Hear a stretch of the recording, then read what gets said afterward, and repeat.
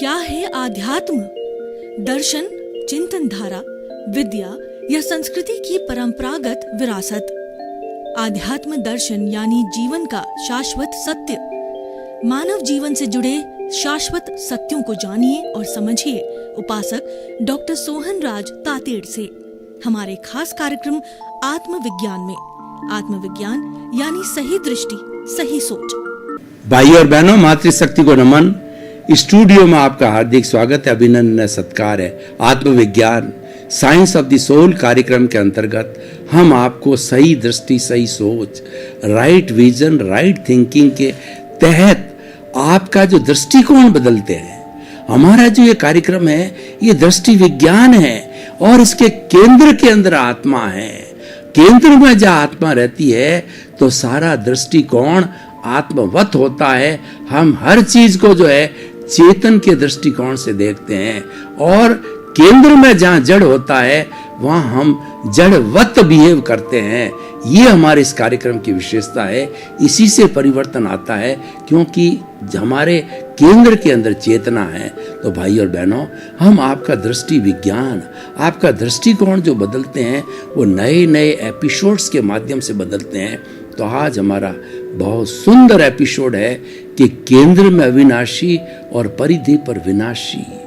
भाई और बहनों, ये एक निष्कर्ष का जो है हमारा टॉपिक है। ये निष्कर्ष का एपिसोड है कि जो लोग जिन्होंने मैथमेटिक्स पढ़ी है वो जानते हैं कि जब हम किसी प्रकार से जो है एक सर्कल खींचते हैं, वृत्त से खींचते हैं, तो उसका एक केंद्र होता है। यानी ये थ्योरम ये बताती है कि एक केंद्र से केवल एक वृत्त खींचा जाता है। अगर थोड़ा सा जो है उस केंद्र को जो है वो दो शिफ्ट कर दीजिए तो फिर दूसरा वृत्त खींचा जाएगा। तो हम एक वृत्त की बात करते हैं जिसके केंद्र में वृत्त होता है और प्रकार के माध्यम से जो गोला लगता है उसको हम परिधि बोलते हैं, उसको सरकमफ्रेंस बोला जाता है। तो इस तरीके से जो हमारा ये केंद्र और परिधि की बात हो गई। तो आज से मैं 50 साल पूर्व जो है आपको ले जाता हूँ। तो उस वक्त के अंदर हमारा जो जीवन का नजरिया क्या था, हमारे समाज का नजरिया क्या था, ये केंद्र और परिधि जो है ये समाज का दृष्टिकोण बताता है कि आज से 40-50 साल पहले हमारा समाज का दृष्टिकोण क्या था कि केंद्र में हमारा सोसाइटी का जो केंद्र है उसके केंद्र के अंदर हम गुणी लोगों को रखते थे।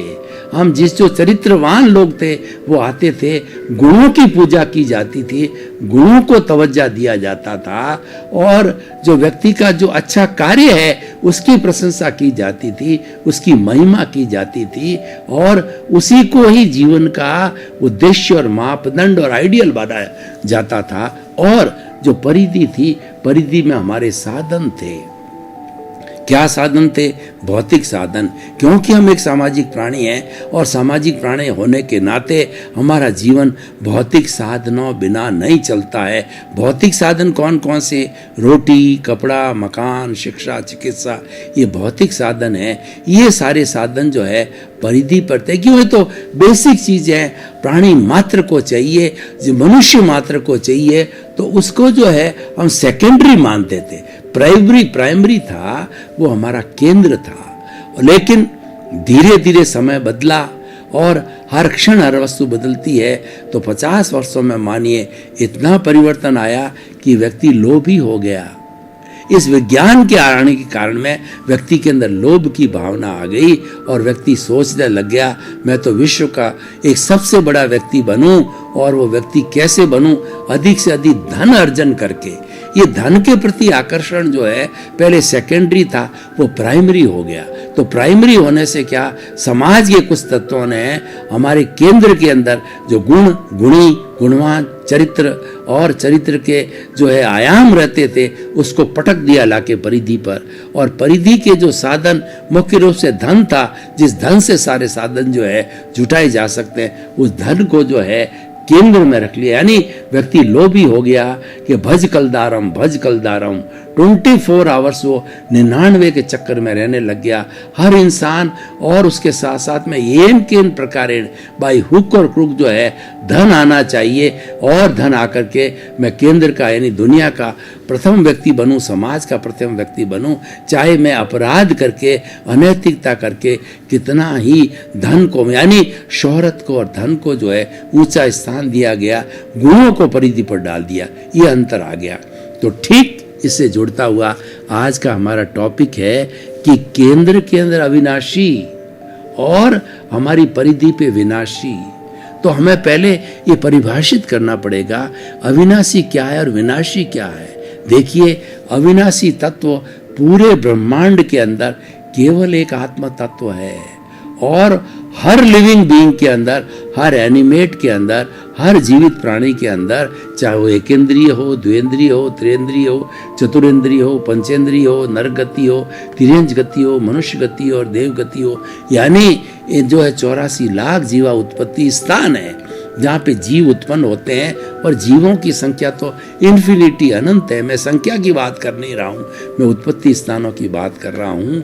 तो ये सारे जो है ये जीवित प्राणी, ये कॉन्शियसनेस वाले, ये आत्मा वाले प्राणी होते हैं। तो ये जो चेतना कहलाती है, चेतना केवल आत्मा के अंदर है, और आत्मा को छोड़ के, जीवित प्राणी को छोड़ करके उसमें से छोटा छोटा वायरस भी आता है। तो वायरस भी एकेंद्रीय होता है, और उसके साथ साथ में निगोद के जीव भी होते हैं जिसके अंदर ज्ञान बिल्कुल जो है वो नगण्य मात्र होता है, वो आवृत होता है। आत्मा ज्ञान वाली है लेकिन आवृत होता है। और अव्यवहार राशि की बात करें तो उनका ज्ञान इतना शून्य के बराबर है। ज्ञान जरूर है, तभी वो आत्मा है। ज्ञान के बिना आत्मा का अस्तित्व नहीं है, पर वो पूरा ढका हुआ है। और अव्यवहार राशि का एक जीव, अव्यवहार राशि अनडेवलपमेंट की है, और वो असंख्य जीवों का भंडार है। उसमें से एक जीव कब निकलता है, जबकि एक जो है नर गति, तिर्यंज गति, मनुष्य गति और जो देव गति में से, चारों गतियों में से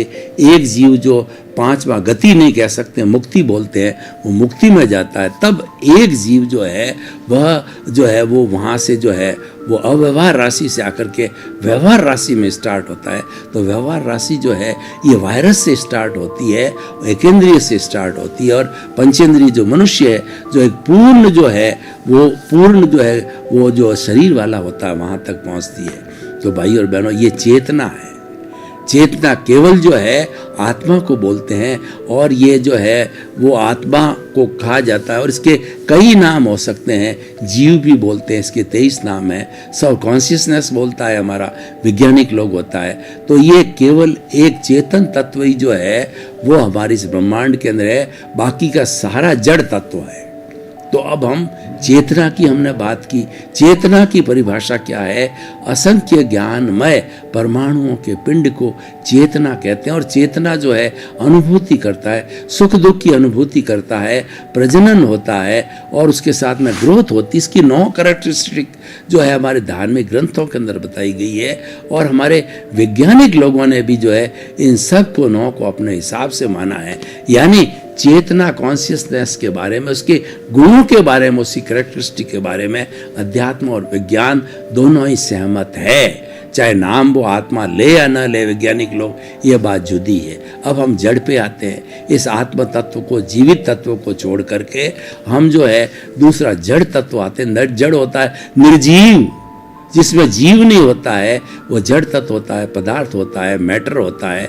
कई नाम इसके होता है, पुद्गल होता है, कई नाम दिए गए हैं। और ये वर्ण, गंध, रस, स्पर्श वाला होता है, गलन मिलन धर्मा होता है। इसका छोटा से छोटा जो घटक होता है परमाणु होता है। और भगवान महावीर ने बताया कि परमाणु जो है वो जड़ का एक छोटा छोटा वह घटक है कि वो इनडिविजिबल है, इनडेस्ट्रक्टिव है, उसको खत्म भी नहीं किया जा सकता है, उसको तोड़ा भी नहीं जा सकता है।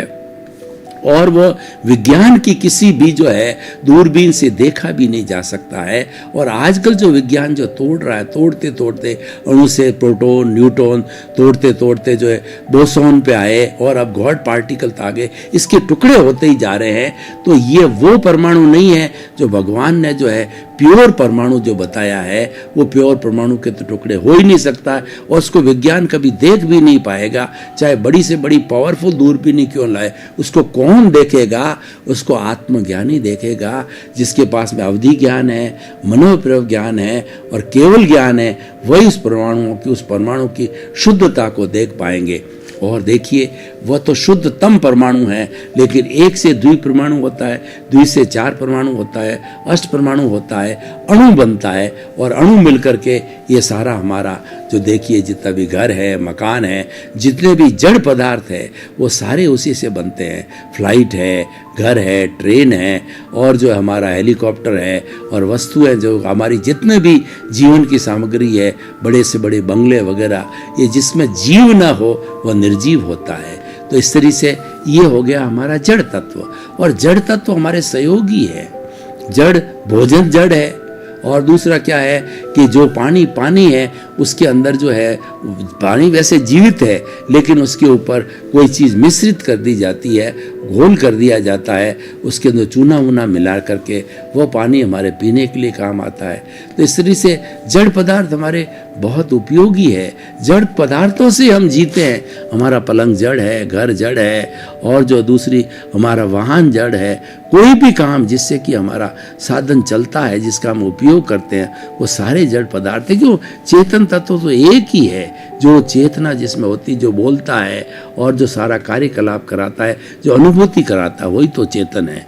तो अब देखिए कि हमें जीवन के अंदर एक लक्ष्य बनाना चाहिए कि मेरी जो चेतना है, मेरी जो प्रभु है, वह केंद्र में रहे, क्योंकि प्रभु शाश्वत है, ये सच्चिदानंद है। इसको सच्चिदानंद का अर्थ हो गया सत्य, चित्त और आनंद।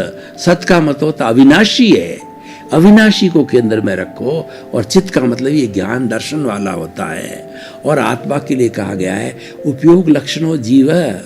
जो आत्मा का जो लक्षण है वो उपयोग है। उपयोग किसको कहते हैं? ज्ञान और दर्शन को उपयोग कहते हैं। ये दो किस लिए रखे गए हैं?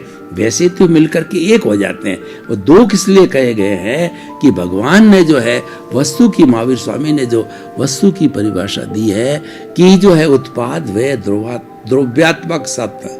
उन्होंने कहा कि वस्तु वही है जिसमें उत्पाद होता है, व्यय होता है और द्रव्य होती है।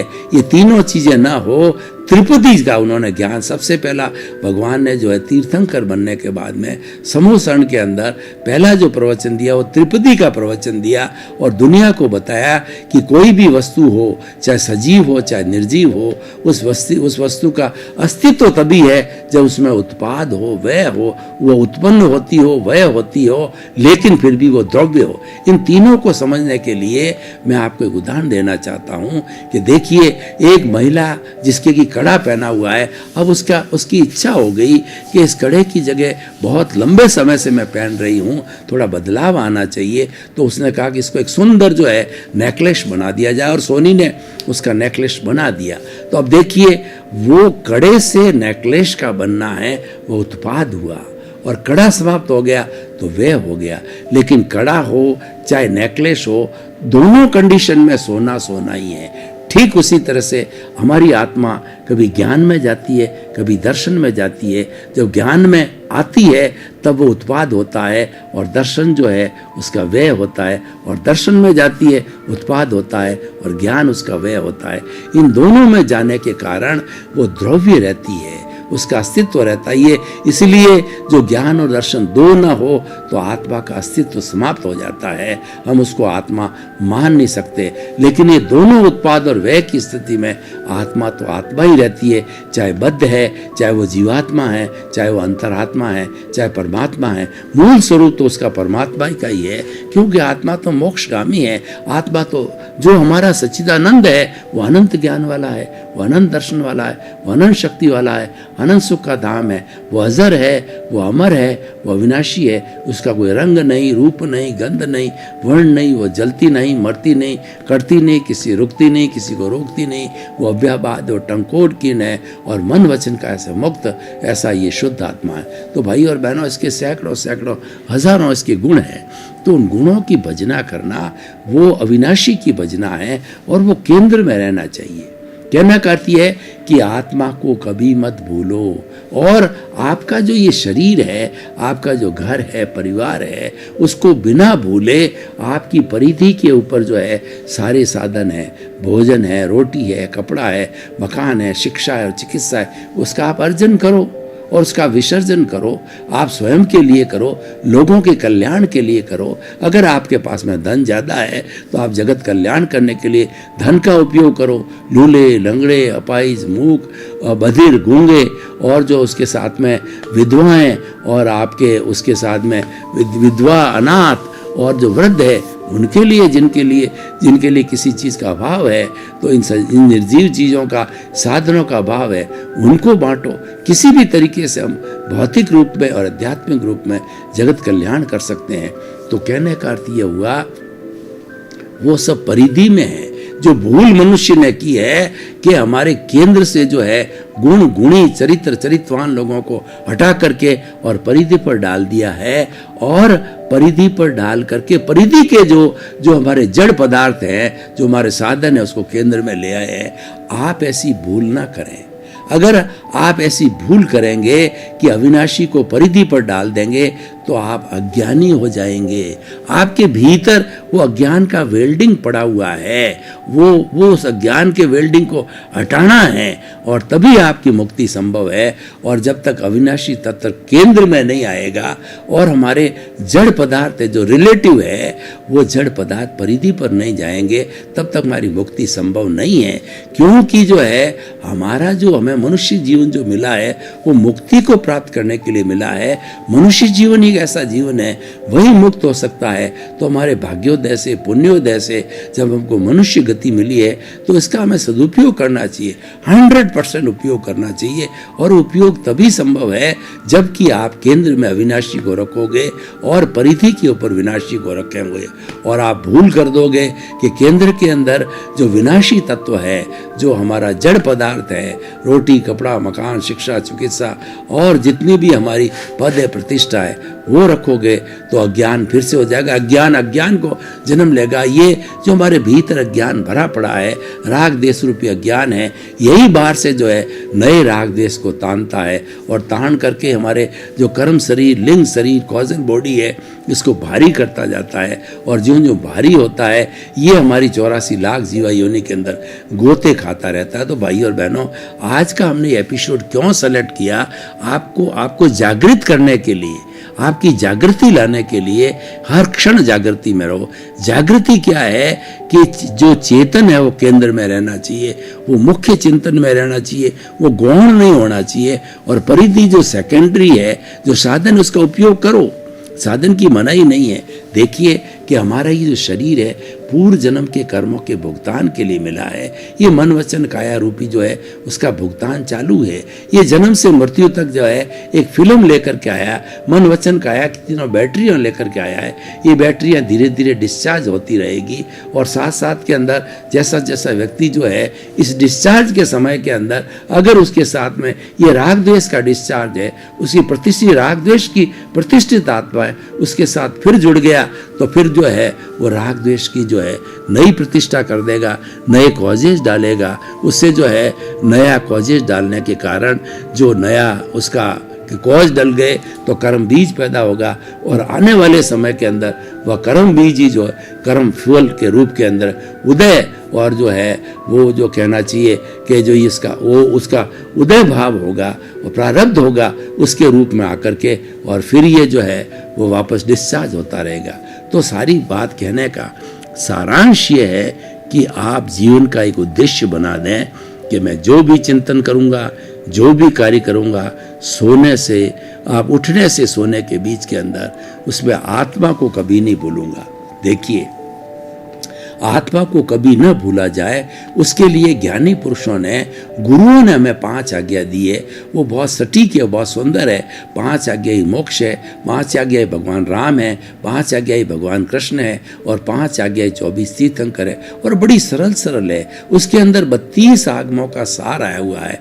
कई लोग बहुत विद्वान होते हैं, आगमों का अध्ययन कर सकते हैं, और उसकी जो है टीका, भाष्य, चूर्णी, और उसके साथ साथ में प्राकृत संस्कृत के जितने भी कहना चाहिए सूत्र है, उन सूत्रों को रट भी सकते हैं। लेकिन हम बात कर रहे हैं साधारण व्यक्ति की।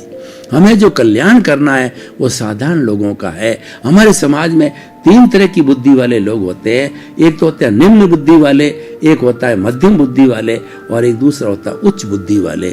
हमें जो कल्याण करना वो ज्यादा लोग हैं, वो निम्न बुद्धि वाले, उनके प्रति करुणा का भाव ज्यादा होना चाहिए।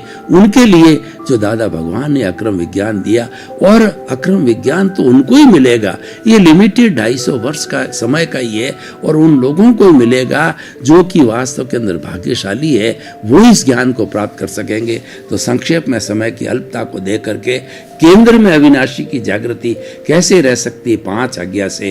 तो पहली आज्ञा है हमारी जो रिलेटिव व्यू पॉइंट, यानी कोई भी जीवित प्राणी आपके सामने आए तो आपको समझना चाहिए कि 84 लाख जीवा योनि के जो जीवित प्राणियों को मैं नामधारी, देहधारी, पैकिंग रूप के अंदर जानता हूँ, देखता हूँ। ये तो रिलेटिव है, ये तो पैकिंग है। घोड़ा, गधा, ऊंट, गाय, भैंस, कोई भी सारे पैकिंग है, और ये अपने अपने कर्मों के, आयुष्य कर्मों के अनुरूप ये शरीर मिला है।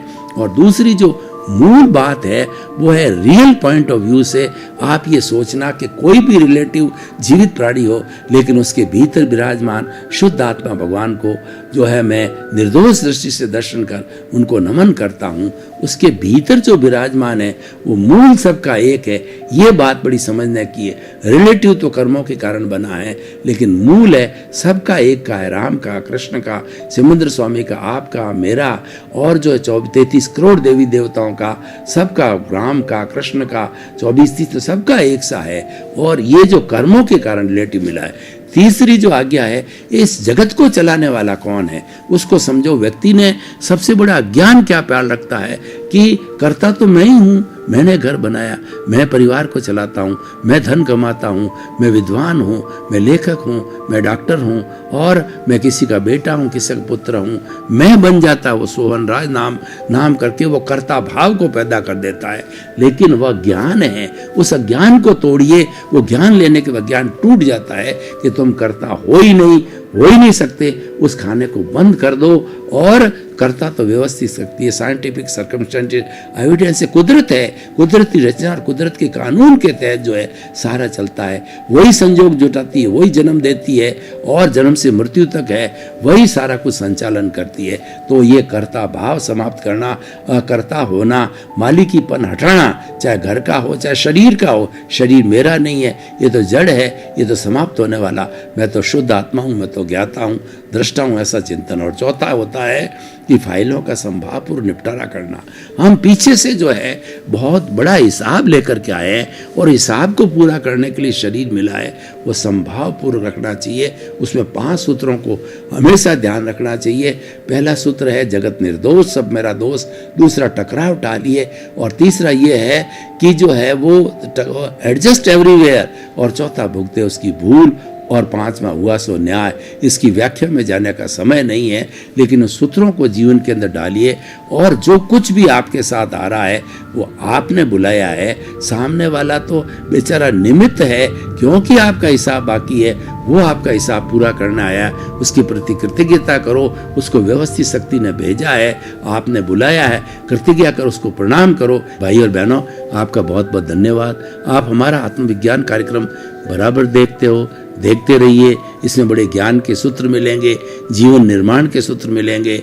आप एक अच्छे इंसान बनोगे, और जब व्यक्ति अच्छा इंसान बनता है तो अच्छी सोसाइटी का निर्माण करता है, अच्छे परिवार का निर्माण करता है, और धीरे धीरे जो है समाज के सुधरते विश्व भी सुधर जाता है। और यही हमारा उद्देश्य है कि सुधरे व्यक्ति, समाज व्यक्ति से राष्ट्र स्वयं सुधरेगा। इसी क्रम में आपका जीवन आनंदमय हो, मंगलमय हो। आपके प्रति बहुत बहुत शुभ। आत्मविज्ञान में आत्मविज्ञान यानी सही दृष्टि, सही सोच।